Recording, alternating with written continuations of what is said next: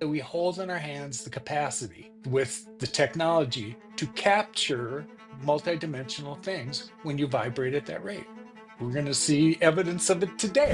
This is a portable time machine, and each one of these pieces is an individual component. The piece that kind of looks like a little Tesla tower is meant to power this. Those are two separate pieces, and they fit only one way perfectly. This has to balance in order for any of it to work. But in the event that it does, it's said that you breathe your intent over this and off you go down the timeline you wish to go.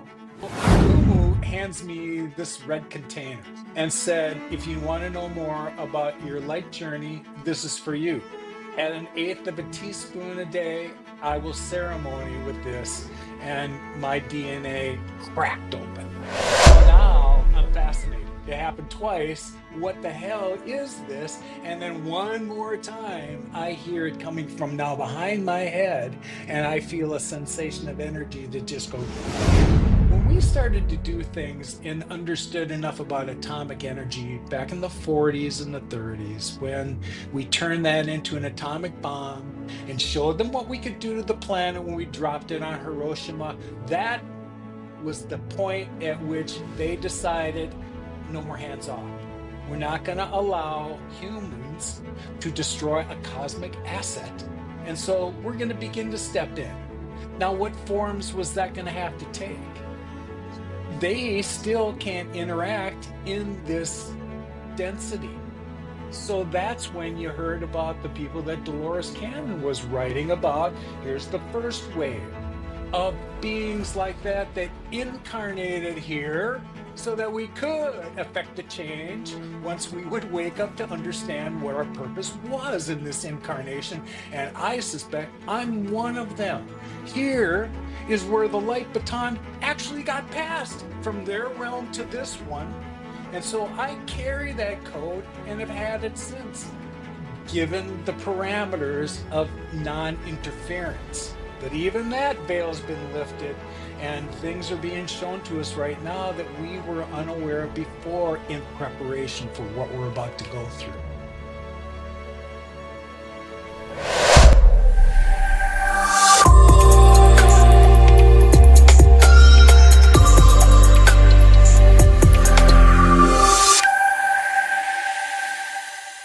Today we have Lowell Johnson joining us again. Welcome back, Lowell. It's exciting to see you again. It's good to be here. I brought receipts this time. That's great, because I think we had a few people asking who watched your last video, which if you haven't watched that, you definitely want to go and check that out. We'll put the link in the description of this video where Lowell shared his whole story of his experience in Mount Shasta when he went hiking and got invited into innerearth, the city of Telos, the mystical city of Telos. And that was just a fascinating story. So we really appreciate you sharing that. And we had a lot of comments about that. So I think that resonated with a lot of people. And you were very kind and generous to offer to come back and speak with us a little bit more about your next experience that you had when you went back. And this time you brought photographic evidence. So Yes. I am super excited to see that. So please feel free to dive in wherever you want to get started. Well, let's set the stage. Last time when we left off, I had remarked on the realization that this first experience I had going to Telos was, first of all, a multidimensional experience, and it was going to be the first one. So when we talked about that last week, and when you're going through these things at first and you have no frame of reference, you don't know what any of this means. So where we're going to pick up today is a year later, after I've had some time to, find other tribe members and start to, get some semblance of what the hell is now in my field and who can help me understand it. Yeah, there's new levels of angelic help, shall we say, that's going to start to come my way. I had, at the end of July, had a trip I needed to take across country. So I was headed to the Baton Rouge area again, and I was expected back about the first week in August. I was scheduled to present at a Shasta summer conference in 3 weeks. And this first week, I was going back to visit the compound of Mickey Magic, who was someone I met along the way, whose interactions and mm, involvement with andara crystals with Lady Nellie and distributing them through the plant. This is who Mickey is. So this would be my second trip back to visit Mickey's, and I was going to spend the weekend there. There was some work that needed to be done on his website to make it easier for people to purchase these things who couldn't really come and pick them in person themselves. And I've got that kind of expertise, so I decided I would. Over the weekend, his girlfriend Kim had some technical expertise. We'll work on this together. What I didn't know is when I arrived there on Friday, I want to say it was early afternoon, there would be somebody there waiting for me. I didn't know who Kumu was when I got there. All I know is that she knew Mickey for a while. She had been clearing and doing that kind of work for years. That's how her paths crossed with Mickey. And she understood the power that Andara crystals had. So here's kind of where their realignment began to take place. Now, Kumu, um, which is the name I was told to call her. It's not her real name. She's a very private person. She's about my age, and she's been doing this all her life. She is a hybrid. She is half human and half DNA from something else beyond herself. It's not my job to tell her story and one day more about her and how all this came together, because I won't know who she is and for a couple weeks. This first interaction with Mickey is going to just kind of set the stage for her just being in my field. And again, I didn't know her, didn't know anything about her before this weekend came. Well, the first thing to know about Kumu is that she travels with a posse. There were probably a dozen people there that day, and I want to say 7 or 8 were her people. Some of them are students that have been traveling with her for a while, assisting her along when she's been going to areas and helping assist clearing these areas because she has that gift about her. Um, and a couple others were just friends that she's met along the way that are just fascinated by what goes on around her. One of those two was a woman who, when she had first heard about Kumu, had been a clinical psychologist and was very interested in the phenomenon that was being reported around Kumu. And so she asked to be present when some of these things began, and a friendship developed. So for over 10 years now, these two have been traveling together all over the planet, and the psychologist has been the observer to what has been going on and a real witness to the things that Kumu has been photographing all along the way with her iPhone, which to me just demonstrates that we hold in our hands the capacity with the technology to capture multidimensional things when you vibrate at that rate. We're going to see evidence of it today. So, at the end of this day, while we're all just kind of getting to know one another, because if you know how life goes on Mickey's place, he's got a small house, and out in the back of that, there's a pretty good sized deck and a big table, which is where life takes place there. The house is on a hill. So, up here is where the house is and the deck. And then on the lower part, there's a flatter area where he has rebuilt an Andara spiral that he's had in other locations to just add to the energy of this place. It was remarkable. At the end of the day, Kumu got up, and over in the corner, as you kind of come around the house from where we would park the cars to get back to the deck, there was some big plants that Mickey had that were growing there and just flourishing. He's in the Santa Cruz mountains, and right behind his property is called the Enchanted Forest. And when you wander back there, I have photographs of sprites and fairies that I've taken from back in that location. So you kind of get a taste of how magical this location is. I noticed that Kumu was over in the corner and she was taking pictures of this plant. And then she looked in my direction and she kind of went, come on over here. So when I got there next to the plant, she said, I want you to put your arms around the plant like this. And she gave me an iliome to just chant.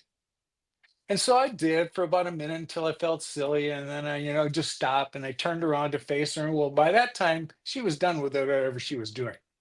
And we moved inside the house so we could get out of the sunlight. And she was going to begin to show me the pictures that she'd just taken. Now, the afternoon had already been full of her showing me pictures of other things that she had experienced. Blew me away. And I kept asking, can I have that one? Can I have that one? You can't have these, but there will be some that you can have. So after she showed me the images that she had just taken, and I was trying to digest what it is I was seeing, I said, well, can I have these? She said, yes, they're for your portfolio. I will email them to you later. And then she left. Now, I had no idea what any of this meant, what it was lining up to. So the next morning, about mid-morning, Kim and I were getting ready to start to work on Mickey's website. And the phone rang. It's Kumu. She's coming back. She'll be here around noon. Now, no one knew why. And this time when she came back, she had just one of her students with her. She had Chinese food for like a couple of dozen people, and these plastic protective cases that we would learn, 3 or 4 of them, that held artifacts that she brought to show us. And in the end, we're going to use some of these artifacts. When she opened up the boxes, this would probably be a good time. We'll start to fire up some of the images that I sent you. So Okay. this was the plant I was referring to, and this was the very first picture she took. You see an anomaly in there inside the plant? Right down here? Yeah, that's a light being that she called in. Wow. So you're going to see there's 2 or 3 images of light beings in these before I was asked to step into the frame.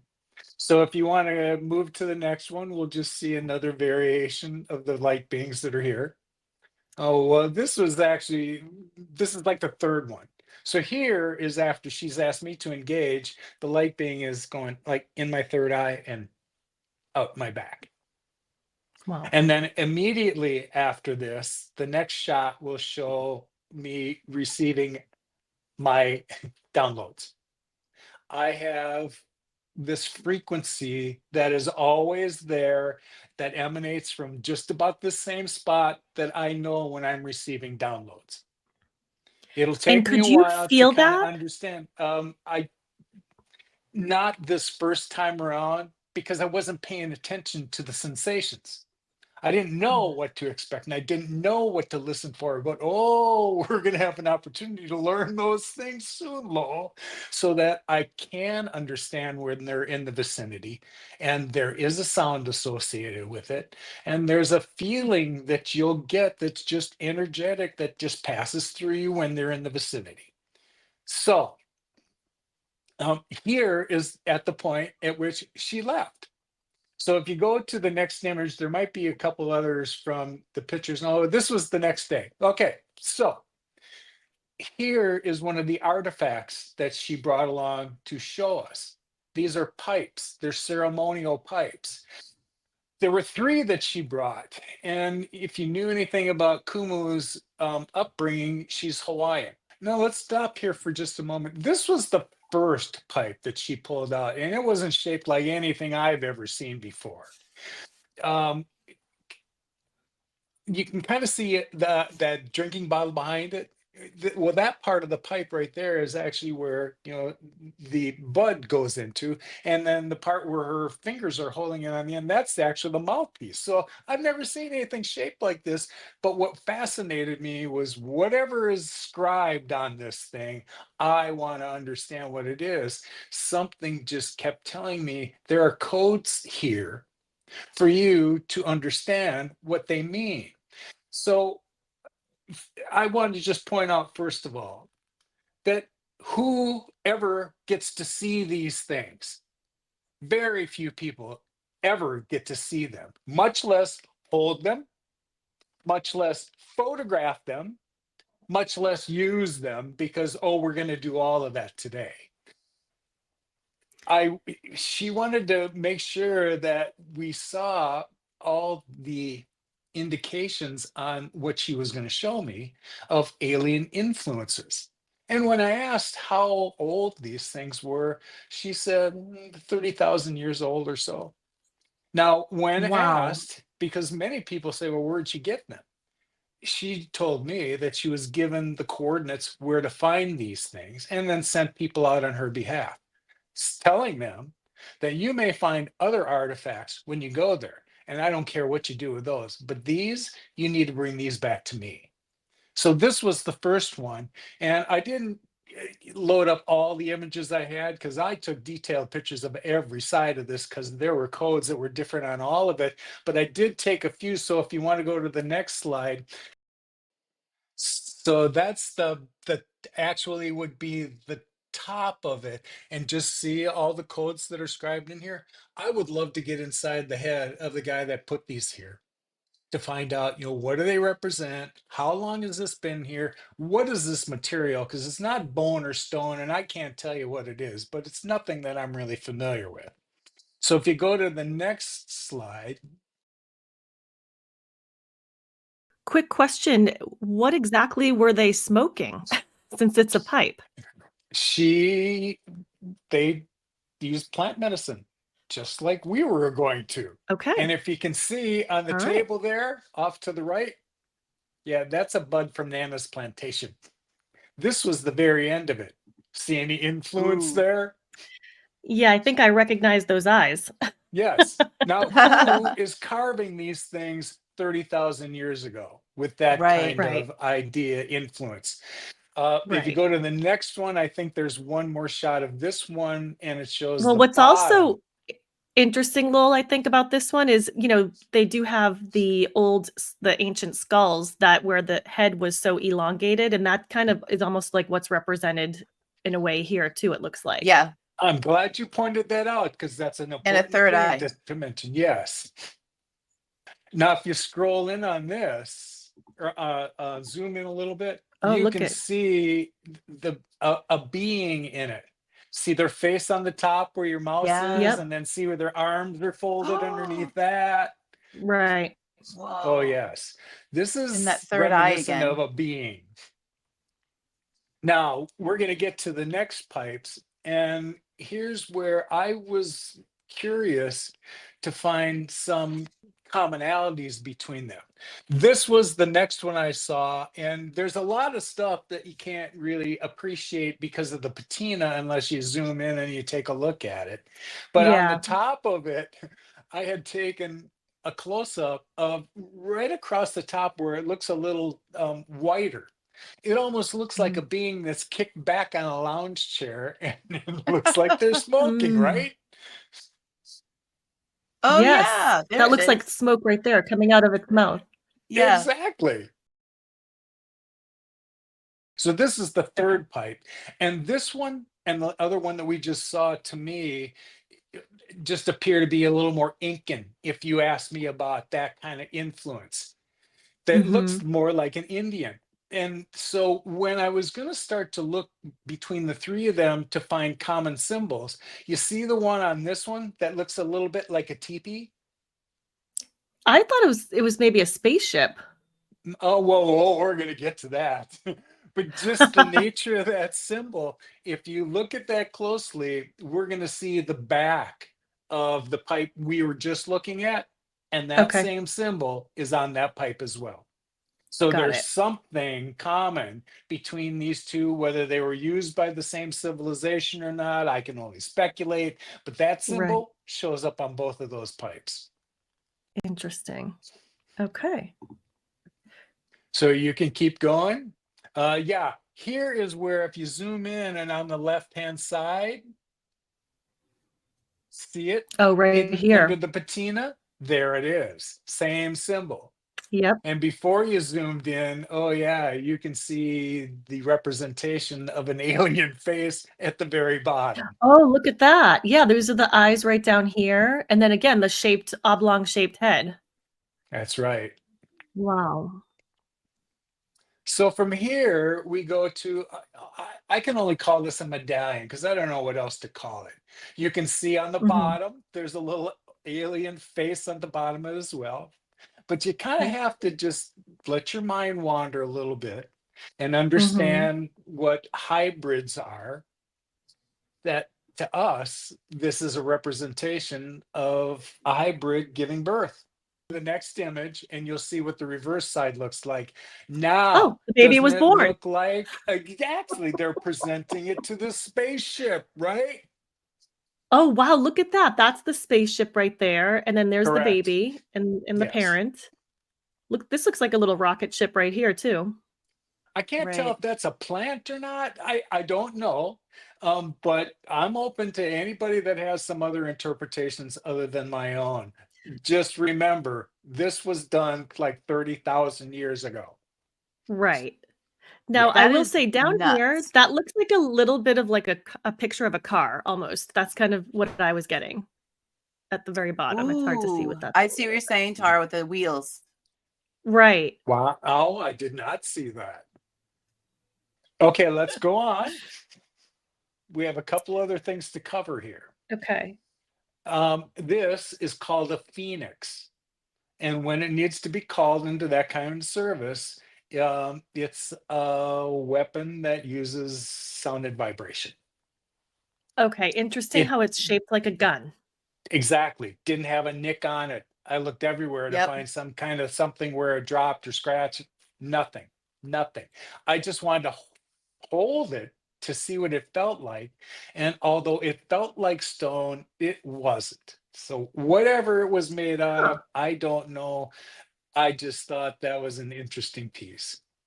Has And then Kumu had any has she had any of these artifacts tested for age or what the substance or material is? I don't know about substance and materials, but I think that's where she got some ideas on the age of some of these things from some Mm. experts.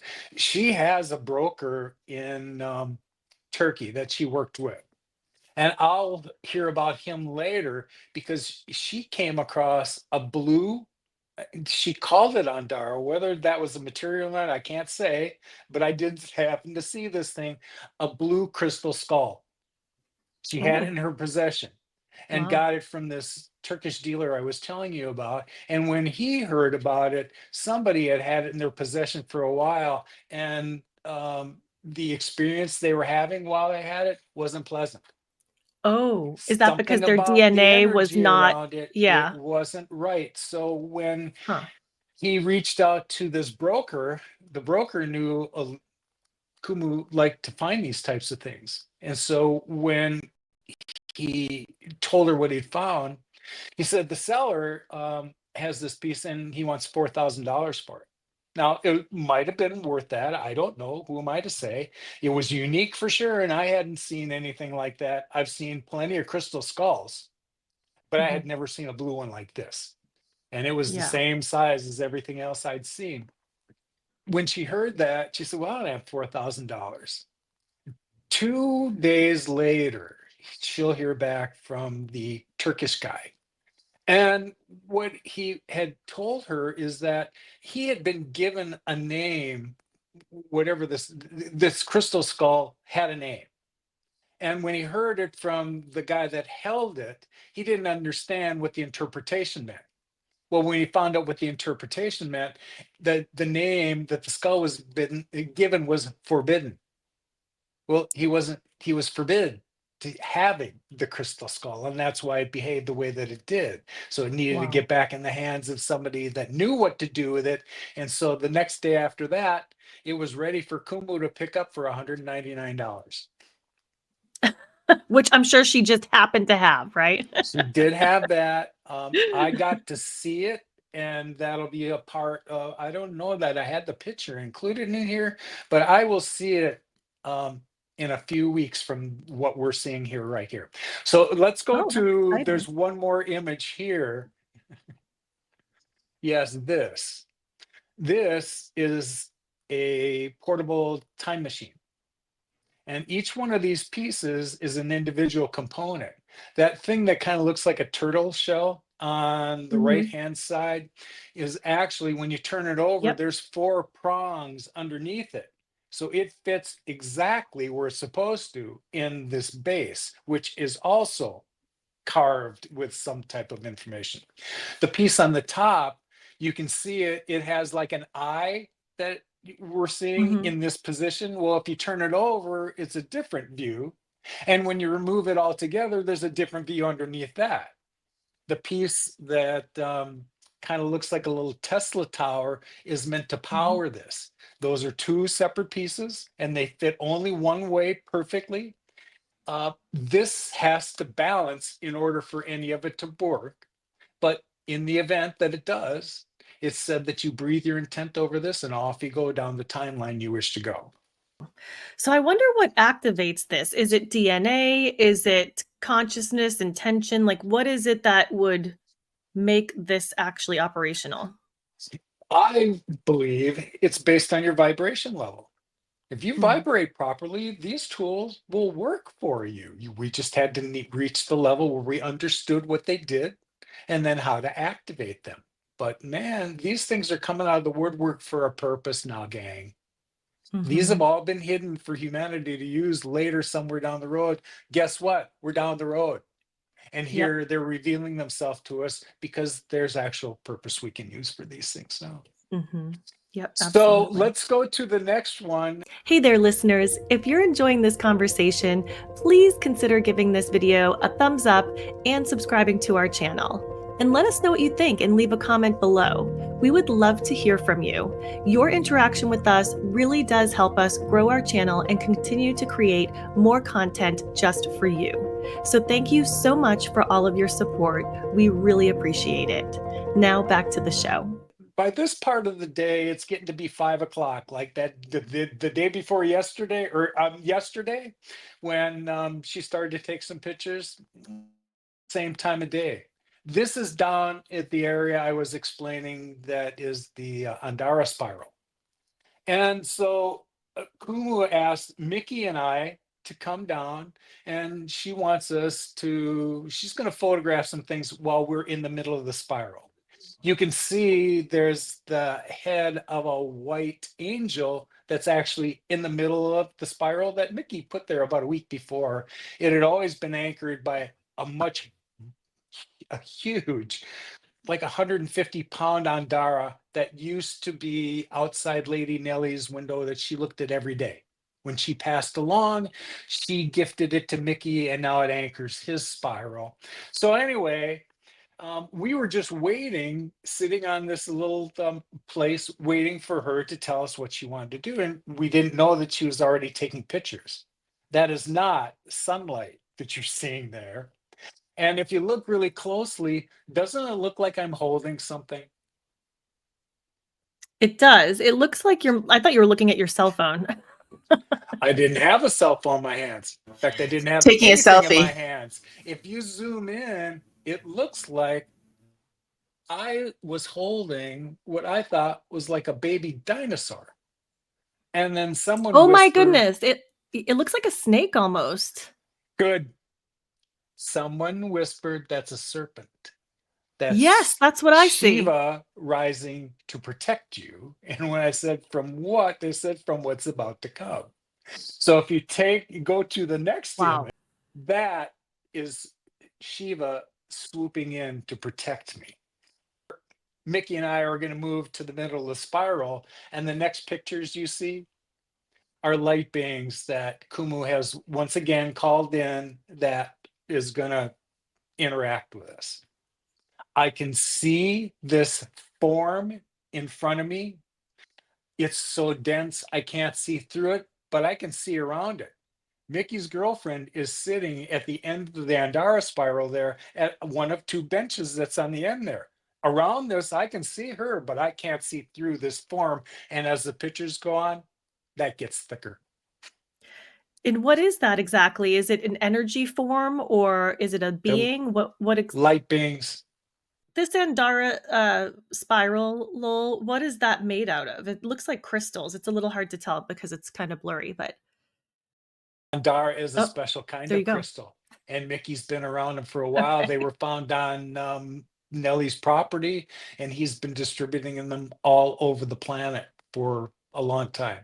We can do a whole podcast on nothing but Andara crystals and what they're made out of, because they're made out of Ethereum. Oh, I is will have the okay. opportunity to interface with this powder because I will be gifted some. And then Kumu, in another week, will also give me some Ethereum. And she had no Mm. idea that I'd even been near any of this stuff. It would take me a couple weeks after this weekend happened, because what we were looking at before was what happened yesterday. All of a sudden, she's back today, and here they are again.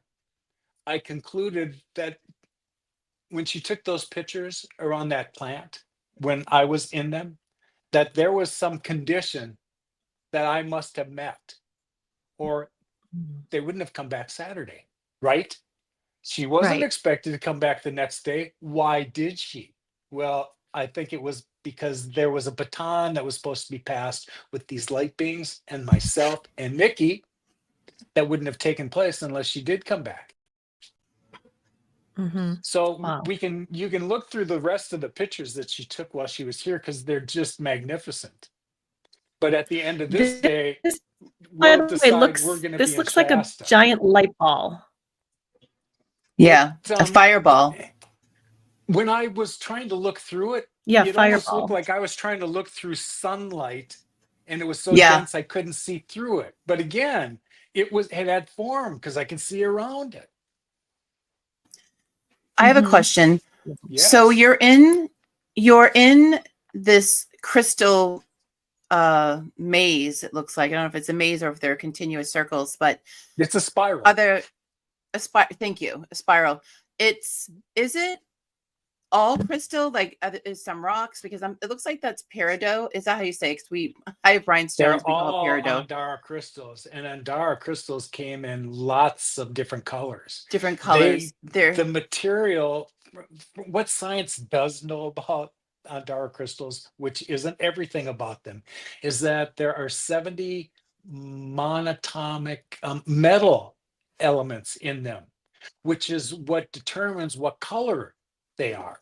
So let's say that when this Ethereum powder got warm enough to fuse into crystal, if it was predominantly, I think it's corundum or whatever, that would be like ruby colored. So with that being more prevalent in this particular piece, that particular would turn green. I'm red, I'm sorry. But I've seen colors that Mickey's got from that property that color the spectrum: purples, yellows, oranges, reds, greens, blues. I've seen them all.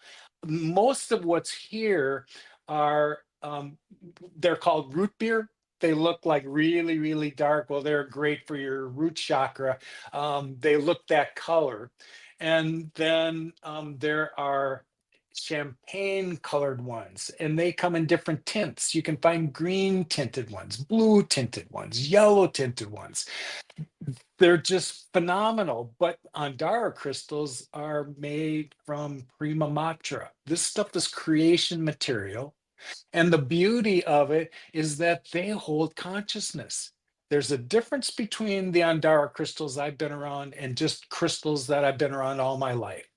It's my understanding that every other crystal we've used comes to our assistance to help us amplify our intentions And they all have their own little areas of expertise. And aquamarine takes you to one place, a quartz takes you to another place. But if I give it my intent, it's their job to amplify that. Where andaras, they just hold consciousness. And when you exchange that energy with them, they're taking something from you and bringing it into their little Akashic records and sharing what they're holding with us. Remember, though, they're connected to all of their brothers and sisters all over the planet. So now you conclude what kind of power you have access to. They're amazing. Okay, so silly question, but since Andara crystals are, as you mentioned, are made from the mana material that you were mentioning, can you reduce them back to that material? Can they be crushed down back into the powder? I don't know the answer to that. You would think so, but you don't need to ingest this powder, although it's an accelerator. Absolutely.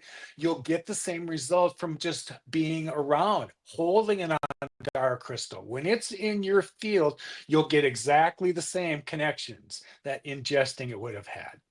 It's enveloping you. Holy cow. That's exactly right. Mhm. The longer we were there, the more you could begin to sense what was taking place. It felt cool. You would think that that would be hot. No, no, no. It feels cool. Right. Yes. Could you feel the vibration from it? Like, was there a sensation associated with that? Yeah, but you're so disoriented because you really don't have any frame of reference for what you think you should or shouldn't be feeling.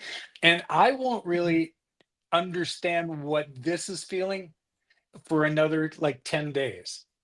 Because when this day is over, we're going to conclude I still don't know much about her.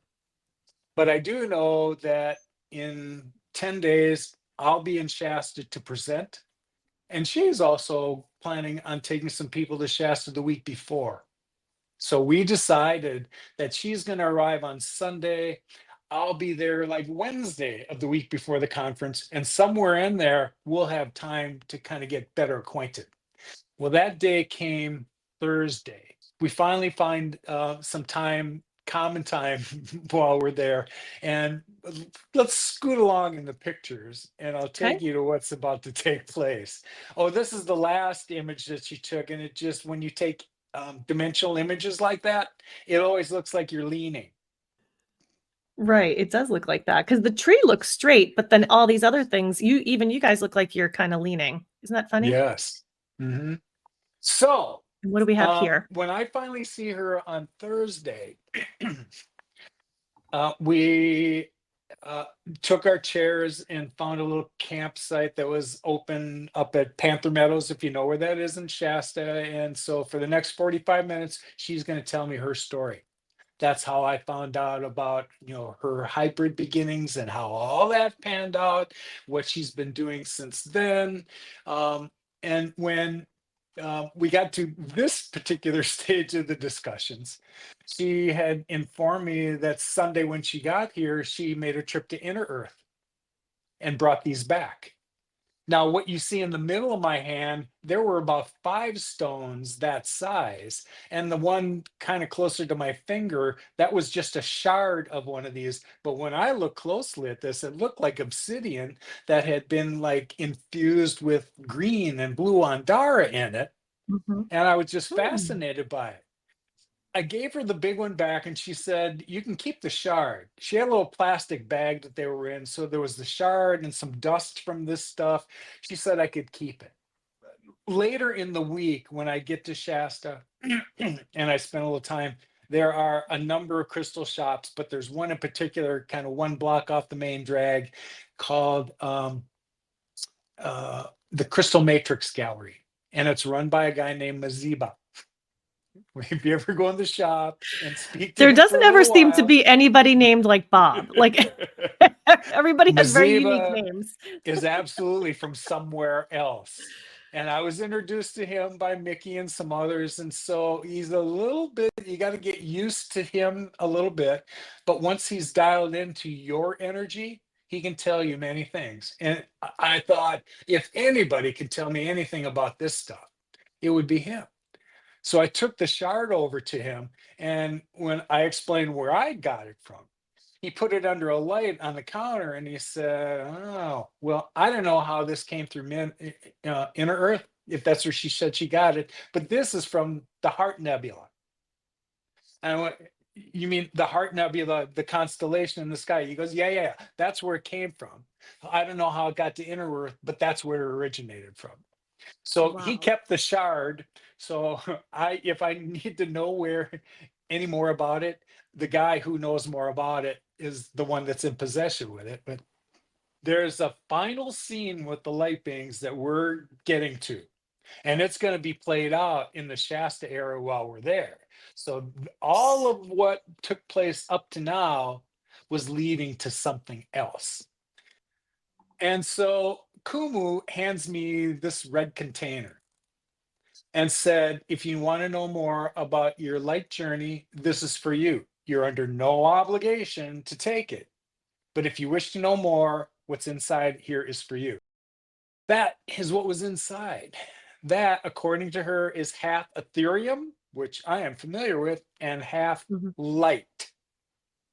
At an eighth of a teaspoon a day, I will ceremony with this, and my DNA like freaking cracked open.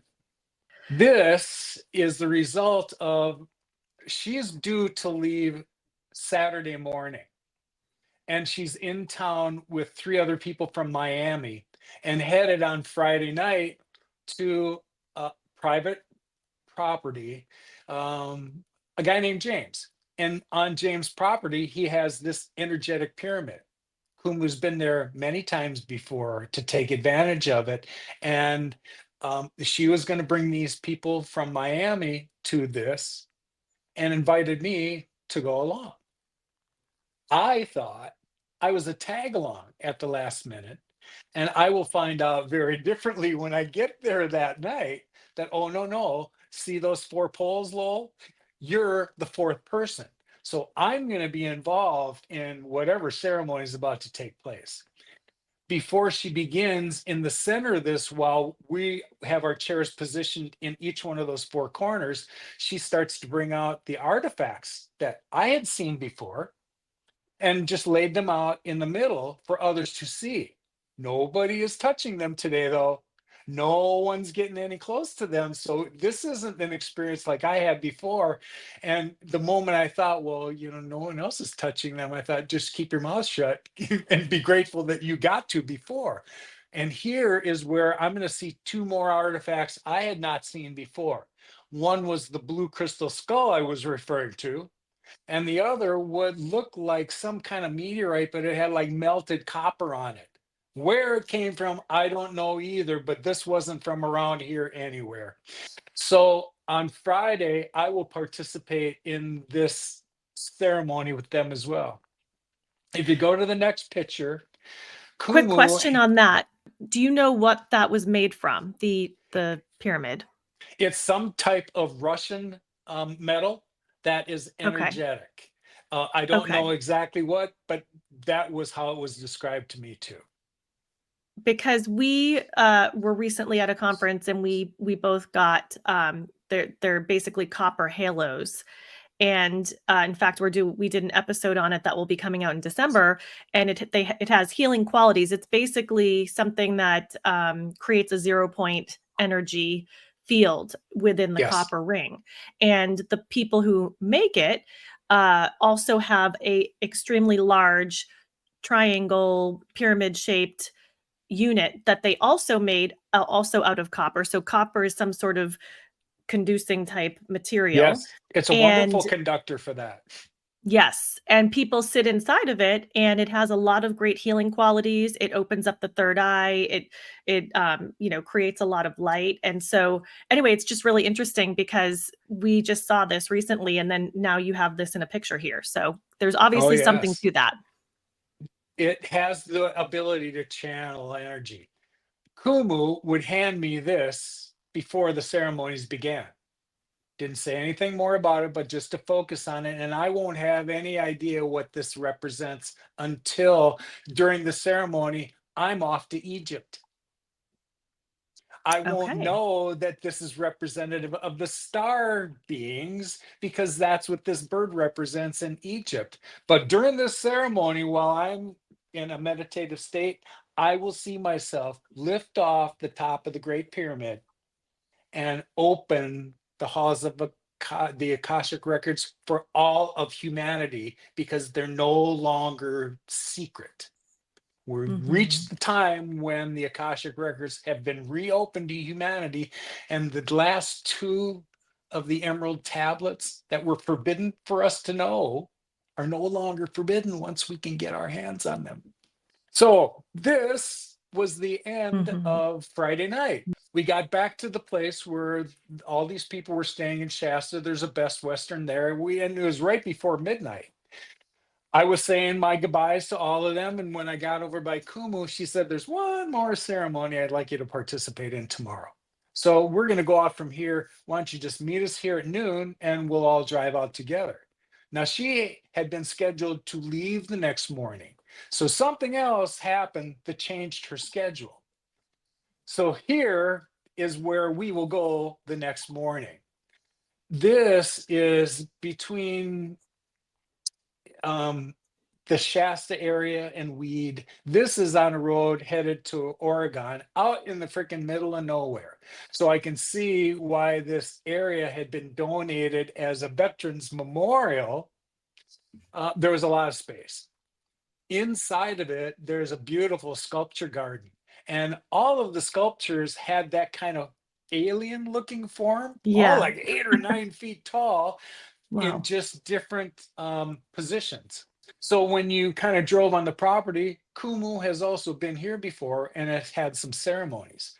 You'll drive through the greater park and then you get to the area where the sculpture garden is, and it's almost, circular.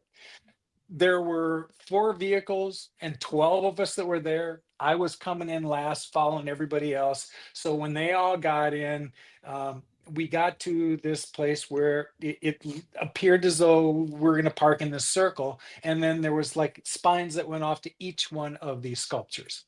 And here you can kind of see this is where I ended up parking my car. And I can see one of the sculptures down there got my attention. Well, this one happens to be called Nurse. And you can see it's two beings holding a stretcher and another being on top of Mhm. it with somebody Mhm. overseeing that. Kumu came over after the other 11 people are now treating the area.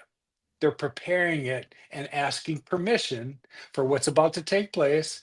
Just make sure we're all on the same vibration and that our presence here is welcome. She said to me, "Okay, I want you to take your chair and I want you to head over by that sculpture over there and wait until I come for you." And she gave me some more medicine to have before all this began. And then she would be over to see to me. I went, took my chair over there and sat down. And this was 3 o'clock on a Saturday afternoon. There were some other people that kind of came and went. And they really didn't mind too much about what we were doing. Most of them were off away from where I was just waiting for the rest of them. But when they moved on, that's when Kumu finally came over in my direction and explained what was about to take place. Your head's going to be on this side over here. Your feet are going to be on that side over there. And I want you to just get yourself in a meditative state. I want you to get in your mind what it is that you want to get out of this and to just make that your intent. I had two things I wanted to get out of this. I had been obsessed with knowing more about Thoth and the Emerald Tablets for like 5 months now. And I wanted to understand something that was very personal about that. It had been communicated that Thoth was going to reappear, his consciousness would reappear at the time of the shift, Mhm. and that they were looking for the proper vessel for that to be held in. it had been suggested to me along the way, without sounding arrogant, that Lowell, you are one of those vessels. Not like I'm the only one that'll ever channel Thoth, because I've certainly heard others that sound genuine to me, but this seems like it's part of the design. And so in my mind, I wanted to know if any of this is true. Then if one light being shows up, I'll buy it all. I'll go where you want me to go. I'll do what you want me to do. You just show me that and I'll be resolved with it. Well, 4 of them showed up that day, and you're about to see pictures Wow. of them. Before we began, I Oh, should point out that among the things Kumu said, she said, I want you to give me your phone, first of all, because I'm going to take these pictures with your phone, there and you no are. one can ever say that they were taken somewhere else and then sent to you, and then they were altered in some way. They'll always be in your cloud. So this Mm-hmm. was just this is Kumu just starting to take pictures in the vicinity. You'll start to see what showed Oh, up. wow. To me, this profile looked a little Casper the Ghostish when you kind of look at the outline, but this was the beginning. Now she is moving around the perimeter from where I am and taking pictures while this is taking place. But keep going and you'll see how the light beings, Oh, there's wow. a Look at that. few of them now. Now she's away from me. And again, my eyes are closed and I'm in a meditative state. But there are some other Mm. senses that are about to Wow. come alert. My hearing and my feeling are about to be put to the test. Because while I'm laying there and this is taking place, I can hear something just off to my right that sounds like the biggest hummingbird I've ever heard. It's vibrating, and I can feel the vibration from this thing going like, and then it stops. Well, I just decided this go back into your state. Maybe it was a critter that just came into your field and left, and then all of a sudden it started over here. Now I can hear the same anomaly going on over here. And now what occurs to me is, if it is a critter, it couldn't just hover. Even a hummingbird has to move when it's hovering. This is not doing that. And then it stopped. Well, Mm. now I'm fascinated. It happened twice. What the hell is this? And then one more time, I hear it coming from now behind my head, and I feel a sensation of energy that just goes through me while I'm laying there. It's 3 o'clock on a sunny Saturday afternoon. I am curious about what the freaking light show for everybody else is, because I feel what's going on here. In the end, it'll appear as though, you know, we've had this kind of higher intelligence access to beings and thought forms that we thought were beyond us. We're not. Mm. This is an example. Forever, humanity was left to its own devices to continue to evolve on its own. They were not permitted to interfere with humanity because of that. However, when we started to do things and understood enough about atomic energy back in the 40s and the 30s, when we turned that into an atomic bomb and showed them what we could do to the planet when we dropped it on Hiroshima, that was the point at which they decided no more hands off. We're not going to Yeah. allow humans to destroy a cosmic asset. And so we're going to begin to step in. Now, what forms was that going to have to take? They still can't interact in this density. So that's when you heard about the people that Dolores Cannon was writing about. Here's the first wave of Mm-hmm. beings like that incarnated here so that we could affect the change once we would wake up to understand what our purpose was in this Mm-hmm. incarnation. And I suspect I'm one of them. Here is where the light baton actually got passed from their realm to this one. And so I carry that code and have had it since. The people I interact with they pick up on something that I'm kind of unaware of, but they know they got something when it happened. And so I've just gotten used to the idea that that was one of the things I've been carrying for a while that other people are picking up on, to either help you open your DNA in the first place, or whatever upgrade we're getting that just allows us to hold greater light and interpret higher frequencies, because that's coming too. Mhm. The light component we're receiving now, that the sun is modulating from the central sun, is a higher spectrum of light we've not been used to getting.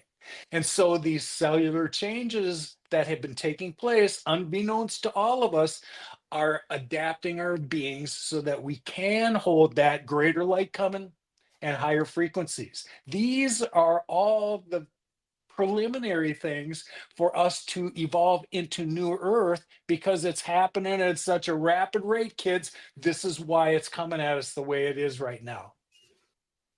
I think I'm seeing a UFO. You're seeing a ship that's spinning over me. That's right. Was there any sound associated with this?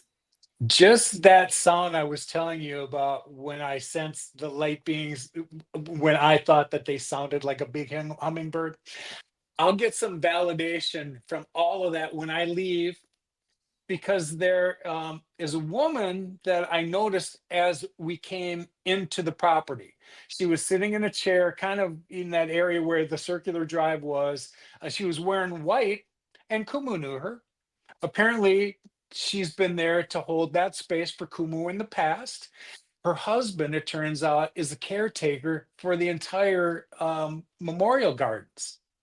So as I was leaving, she was talking to Kumu and wanted to, see if she could ask me questions. Well, Kumu, of course you can. Go ask him whatever you want. He's not that kind of guy. You can ask him whatever you want. Anyway, as I approached her, I was talking about the sensation where I heard, these three instances. Or I didn't say that. I said I thought I heard them in my vicinity, and she said, "Yeah, there were three instances, wasn't there?" I said, "Absolutely, there were three instances." And she went off to talk about what there was. So from that point on, okay, somebody else was aware. I wanted to know, did anybody else see what was going on over here? I never really got an answer to that. But that was confirmation right there that she mentioned there were 3 separate instances, Yes, and that's what you also experienced. correct. Yes. Now, what is the significance of this garden? Why is it so special that this is taking place right here? It had been suggested that this is an area with a lot of activity. If you drove out this road and looked out to the side, I think the Eddy Mountains were like over that way from where I would have been driving. And you can look back and see Shasta and, the Cascades over here. In the middle of all this, out in the middle of nowhere, it's suggested that there's a lot of activity that takes place out there because of the nature of how quiet and peaceful, and there's nobody else out here. That's kind of the idea that I got. But I had asked Kumu, I said, "Have you been here to do, ceremonies before?" And she goes, "Oh yeah, I've been out here quite a bit." I said, "Have you been out here to do ceremonies like me?" She goes, "No." "Has anybody else been out here that you've given Ethereum to?" She said, "No." So even Friday, when she showed up at Mickey's the first time, I wanted to know, who is she and what is she communicating to me? I don't think that she did that on her own volition. I think that she had to be given direction and permission to, "Here's what we ask you to give to Lowell," and she did. But when I tried to piece that all together, that's when I thought, well, between Friday and Saturday, there was no reason for her to come back Saturday. So I'm trying to connect the dots and make sense of all of this. And in the end, it'll just tell me that that instance out there is one I'm supposed to point back and tell you people that Lowell is not the only person that'll be in this picture. Somebody said, when I said the last time, I was the first one, not the only one, and they thought, well, that sounds a little arrogant. All I can do is spell out the way that I genuinely feel it, and I have been in the picture. But my point is that those guides, those light beings have informed me that if you vibrate right, you'll be the next ones in the picture. Get ready for that. This last picture I took was just ground, because when I got up from laying on, I brought a desert, carpet here, if you know what those are, a little desert blanket, and that's what I was laying on. So there wasn't anything else under me when I laid down on it. When I got up, there was a white rock left behind for me. And as you can see, there's no other white rocks around here at all. Right. Do we see it in the picture? Not in the picture. I did keep Okay. another picture of it, but I always forget to tack it on here just to say, yeah, they left a little gift for me as a reminder of this interaction. That's it, guys, for this particular trip. So, last week I wanted to kind of come back and take you to the next level of multidimensional experiences. So that's what we've achieved today. If you want Yeah. to explore what happened the next year, we'll come back and we'll talk about that, because that's when I started to receive transmissions that had to do with Ooh. more of Toth's involvement and information I was receiving that was transmitted from the great central sun. And now there's an appreciation for this period of time when I was asked to just be out, and I didn't understand that I was sharing codes I was unaware I was holding. When I went places, people picked up on whatever it was, and I didn't understand what it. The Yeah. last two of these four transmissions, the first of which began in June, the following year after Kumu's interactions. The last one will be in mid-September. And the ones in August and September will inform me that I've got 2 years to complete this work. Now, they didn't say any more than that, but that was 2 years ago in September. So are you planning a trip again anytime soon? Like I would think at this point in time, you would want to go back and check in and see, is this the right time for me to revisit? And can we come? Always. But here's the thing. I found those conditions elsewhere. And I don't really need to return to Shasta to get into that plane, because we see things from a physical dimensional perspective. Absolutely. We think that I've got to get back to, California and Shasta to be able to Right. access that stuff. When I was in Sedona, those 5 months I was there, I entered that plane while I was there. Same Lemurian energies. And there's a lot of reasons, I believe, why there's parallels between what happened in Shasta and Sedona. But more of this is happening on other places on the planet too. And I don't want to take anything away from the experiences that are happening.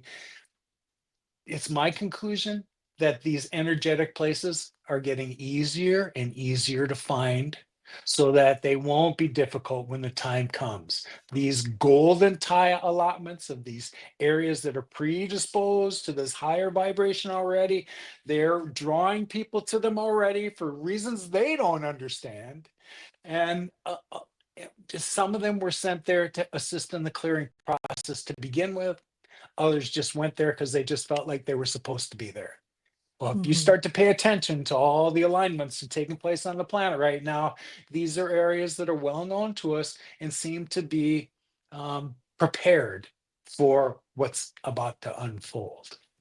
It's Wow. crazy. The skeptics out there, it's really nice. Like you said, you brought evidence, and it's hard evidence. And there's something to be said about the pipe and having the specific drawings on it of the eyes. And someone can say, oh, that's just someone using their imagination. It's not imagination when the same sort of picture is being illustrated all over the world.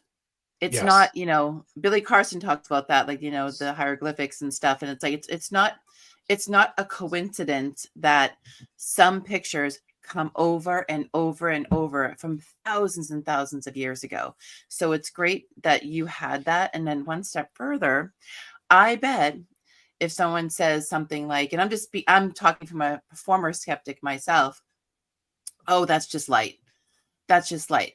But if you look at the first one you showed us, the light is coming from a completely different area than when the light is on you. Completely different. Like the sun is in a certain way. So I love that.